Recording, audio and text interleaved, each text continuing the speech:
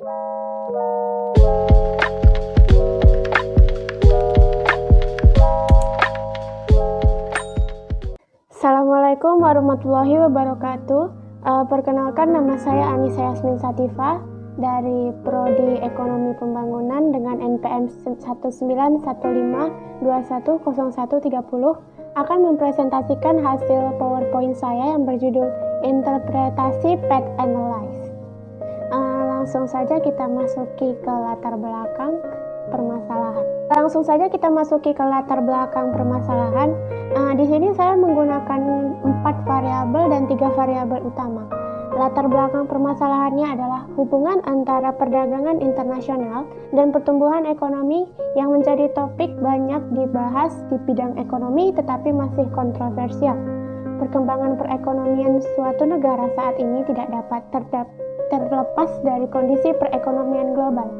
Hubungan ekonomi antar negara menjadi faktor penting yang berpengaruh terhadap perkembangan ekonomi masing-masing negara. Ada 3 variabel utama yang akan saya terangkan. Yang pertama yaitu ekspor. Ekspor merupakan total barang dan jasa yang dijual oleh sebuah negara ke negara lain. Yang kedua ada impor yang merupakan kegiatan memasukkan barang ke dalam daerah pabean.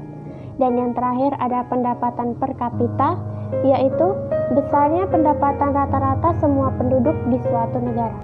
Kita langsung masuk ke bagian rumusan dan tujuan. Di sini akan saya terangkan ekspor sebagai X1, impor sebagai X2, pendapatan per kapita sebagai Y1 dan pendapatan nasional sebagai Y2. Rumusan yang pertama ada yaitu apakah ekspor berpengaruh signifikan terhadap pendapatan nasional melalui pendapatan per kapita sebagai variabel intervening? Dan yang kedua, apakah impor berpengaruh signifikan terhadap pendapatan nasional melalui pendapatan per kapita sebagai variabel intervening?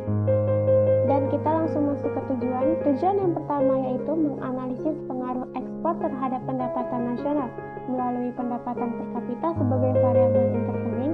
Dan tujuan yang kedua yaitu menganalisis pengaruh impor terhadap pendapatan nasional melalui pendapatan per kapita sebagai variabel intervening. Kita langsung masuk ke kerangka konseptual. Di sini ada ekspor sebagai X1 dan impor sebagai X2 sebagai variabel yang independen. X1 dan X2 adalah variabel yang bebas. Sedangkan variabel yang terikat ada pendapatan per kapita sebagai Y1 dan pendapatan nasional sebagai Y2 sebagai variabel terikat yang kedua. Kita langsung masuk ke bagian hipotesis, yaitu yang pertama, ekspor berpengaruh signifikan terhadap pendapatan nasional melalui pendapatan per kapita sebagai variabel intervening. Dan hipotesis yang kedua adalah impor berpengaruh signifikan terhadap pendapatan nasional melalui pendapatan per kapita sebagai variabel intervening. Kita masuk ke bagian data. Di sini saya sudah memisahkan data yang sebelum dan sesudah persamaan. Yang ada di sebelah kiri adalah data sebelum persamaan, ada ekspor, impor, pendapatan per kapita dan pendapatan nasional. Dan yang di sebelah kiri adalah data yang sudah diberi persamaan, yaitu persamaan 1. Ada ekspor sebagai X1, pendapatan per kapita sebagai Y1, dan pendapatan nasional sebagai Y2. Yang berikutnya ada data sesudah persamaan. Yang di sebelah kiri adalah data persamaan kedua, yaitu impor sebagai X2, pendapatan per kapita sebagai Y1, dan pendapatan nasional sebagai Y2. Dan data yang di tengah adalah data persamaan ketiga, yaitu ekspor sebagai X1 dan pendapatan per kapita sebagai Y1. Dan yang terakhir ada data persamaan keempat, yaitu impor sebagai X2 dan pendapatan per kapita sebagai Y1. Berikutnya langsung kita masuki bagian hasil. Hasil pada data yang pertama yaitu pada grafik histogram. Pada grafik histogram, garis membentuk cinggung seimbang, berbentuk lonceng di tengah, maka data dapat diinterpretasikan sebagai data yang dinyatakan normal dan lulus uji normalitas data. Yang berikutnya ada normal p-plot. Pada normal p-plot, penyebaran p pada titik-titik telah terdistribusi secara normal dan berada dekat di sekitar garis diagonal, maka maka dapat dinyatakan data terdistribusi normal. Berikutnya ada hasil data awal, yaitu nilai multikolinearitas dan nilai Durbin-Watson. Yang pertama ada nilai multikolinearitas. Nilai toleransi X1 atau X-pol 0,959 lebih besar daripada 0,05 dan nilai VIV adalah 1,042 lebih besar 5. Nilai toleransi X2 impor 0,401 lebih besar daripada 0,05 dan nilai VIF adalah 2,494 lebih kecil daripada 5. Nilai toleransi Y1 atau pendapatan per kapita adalah 0,391 lebih besar daripada 0,05 dan nilai VIF adalah 2,558 lebih kecil daripada 5. Maka dapat dinyatakan terbebas dari masalah multikolinearitas atau lulus uji multikolinearitas. Dan yang berikutnya ada Durbin-Watson. Nilai Durbin-Watson sebesar 1,797 sudah berada di antara 1 sampai 3. Maka dapat dinyatakan terbebas dari masalah autokorelasi atau lulus uji autokorelasi. Berikut ada hasil analisis path analysis. Yang ini dia dibedakan persamaannya. Yang pertama ini ada persamaan 1, yang di bagian atas adalah uji path analysis untuk persamaan 1 dan yang di bawah juga. Yang berikut ini juga ada hasil path analysis untuk persamaan kedua, dan yang berikut ini ada juga persamaan path analysis untuk persamaan ketiga, dan yang terakhir ini adalah hasil path analysis untuk persamaan keempat. Berikut ada interpretasi untuk path analysis. Yang pertama adalah ekspor terhadap pendapatan nasional dengan pendapatan per kapita sebagai variabel intervening. Di sini bisa kita lihat yaitu pengaruh X1 langsung ke Y2 atau pengaruh ekspor langsung ke pendapatan nasional, yaitu P1 sama dengan 0,355. Sedangkan pendapatan nasional pengaruhnya terhadap ekspor melalui pendapatan per kapita, yaitu P2 sama dengan 0,193.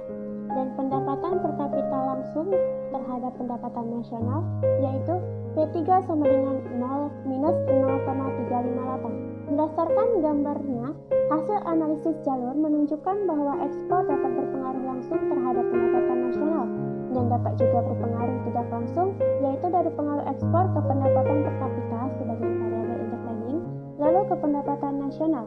Besarnya pengaruh langsung ekspor terhadap pendapatan nasional yaitu 0,355. Besar pengaruh tidak langsung ekspor terhadap pendapatan nasional melalui pendapatan per kapita, yaitu P2 kali P3 atau 0,083 dikali minus 0,058 sama dengan 0,069094. Besarnya pengaruh total sebagai pengaruh mediasi ekspor terhadap pendapatan nasional melalui pendapatan per kapita atau pengaruh langsung ditambah pengaruh tidak langsung sama dengan 0,355 dikurang 0,069094 sama dengan 0,424094. Kesimpulannya adalah nilai total pengaruh mediasi lebih besar dari nilai pengaruh langsung dan lebih kecil dari pengaruh tidak langsung. Maka artinya pendapatan per kapita tidak berfungsi sebagai variabel intervening. Berikutnya kita langsung masuk ke interpretasi path analysis impor terhadap pendapatan nasional dengan pendapatan per kapita sebagai variabel intervening. Di sini bisa kita lihat impor yang berpengaruh langsung terhadap pendapatan nasional nilainya adalah P1 sama dengan 0,661. Sedangkan impor mempengaruhi pendapatan nasional melalui pendapatan per kapita yaitu P2 sama dengan 0,773. Dan pendapatan per kapita langsung berpengaruh kepada pendapatan nasional yaitu P3 sama dengan minus 0,866. Berdasarkan gambar di atas, hasil analisis jalur menunjukkan bahwa impor dapat berpengaruh langsung terhadap pendapatan nasional dan dapat juga berpengaruh tidak langsung, yaitu dari pengaruh impor ke pendapatan per kapita atau sebagai variabel intervening lalu ke pendapatan nasional. Besarnya pengaruh langsung impor terhadap pendapatan nasional yaitu 0,661. besar pengaruh tidak langsung impor terhadap pendapatan nasional melalui pendapatan per kapita, yaitu P2 kali P3 atau 0,773 dikali minus 0,866 sama dengan minus 0,669418. Besarnya pengaruh total sebagai pengaruh mediasi impor terhadap pendapatan nasional melalui pendapatan per kapita atau pengaruh langsung tambah pengaruh tidak langsung 0,661 ditambah 0,669418 sama dengan 1,330418. Kesimpulannya yaitu nilai total sebagai pengaruh mediasi lebih kecil dari nilai pengaruh langsung dan pengaruh tidak langsung. Hasil perhitungan yang didapat menunjukkan nilai pengaruh P1 sama dengan 0,661 lebih besar dari nilai pengaruh tidak langsung atau P2 dikali P3 sama dengan 0,669418, maka HA ditolak, artinya impor tidak berpengaruh signifikan terhadap pendapatan nasional melalui pendapatan per kapita sebagai variabel intervening. Atau dapat disimpulkan bahwa pendapatan per kapita tidak menjadi variabel yang menjadi memediasi atau mengintervening antara impor terhadap pendapatan nasional, maka pendapatan per kapita tidak berfungsi sebagai variabel intervening. Sekian presentasi dari saya tentang interpretasi Fact Analyze menggunakan SPSS. Mohon maaf jika ada salah kata dan salah dalam pengerjaan tugas. Wabillahi taufiq wal hidayah. Wassalamualaikum warahmatullahi wabarakatuh.